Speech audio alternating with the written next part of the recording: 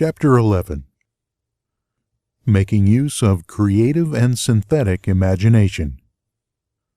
Creative vision is the success principle which is responsible for the building of all our plans, aims, and purposes. It's been said that the imagination is the workshop wherein we fashion the purposes of our brain and the ideas of our soul. There are two forms of imagination. First, there is synthetic imagination, which consists of organizing and putting together recognized ideas, concepts, and facts arranged in a new combination. But very seldom does anyone create an idea or anything else absolutely new. Nearly everything known to civilization is just a combination of something that is old. Secondly, there's creative imagination, which operates through the sixth sense and has its base in the subconscious section of the brain. This type of imagination serves as the exclusive medium where new ideas and facts are revealed. Here are some examples of synthetic imagination in action. 1. Thomas Edison's invention of the electric lamp was the creation of synthetic imagination because it was created by bringing together a combination of two old but well-known principles. 2. Clarence Saunders' idea on which the Piggly Wiggly store system was based was a result of synthetic imagination because he merely borrowed the self-help cafeteria plan and introduced it into the grocery store business. But despite the simplicity of Clarence Saunders' plan, it is said to have yielded its organizer $4 million during the first 4 years after it was put to work. 3. Henry Ford's first automobile was created through synthetic imagination. Henry Ford used a simple procedure of bringing together the well-known method of transportation, the horse and buggy, and the steam-propelled flash machine. Both ideals were old, but Henry Ford combined them in a new method of use, and thus made himself the most distinguished industrialist of his era by his achievement, not to mention his fabulous fortune.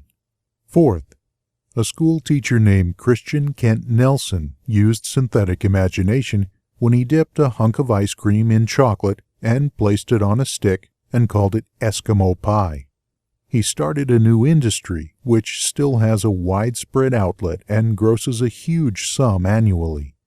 It is safe to assume that the creator of this simple plan of merchandising was well compensated for his use of his synthetic imagination.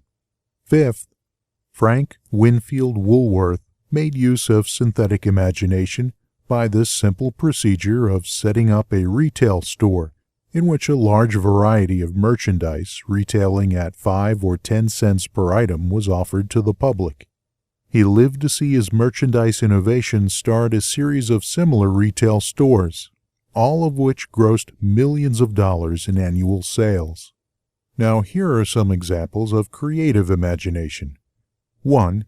Edison's invention of the phonograph was the outgrowth of creative imagination, because no part of his invention had ever been known or used previously.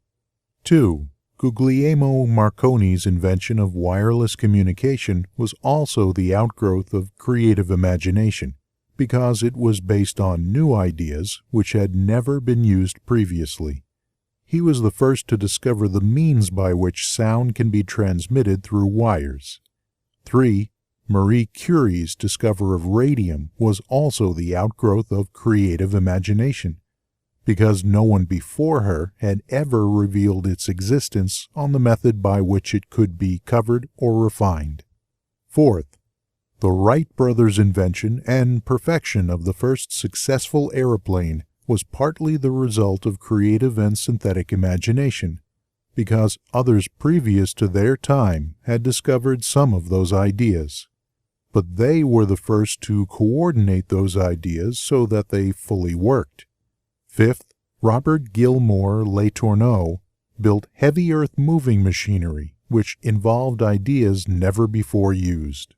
He succeeded, although he was practically unskilled in engineering and had very little schooling of any kind. Many times Mr. Gilmore obtained ideas out of creative imagination through sources outside of his own immediate education or knowledge.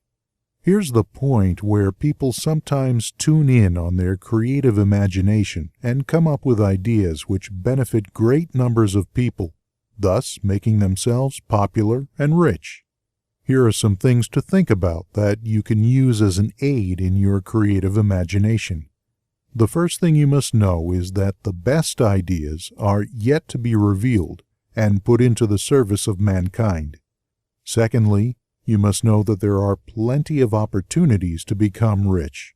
For instance, if you have an acceptable plan that solves a problem and you can put it to work in the service of others, you may be of benefit to millions of people and make for yourself a reputation where other kings ransom.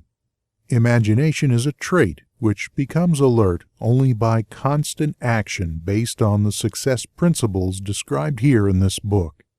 You are the only one that must supply this action.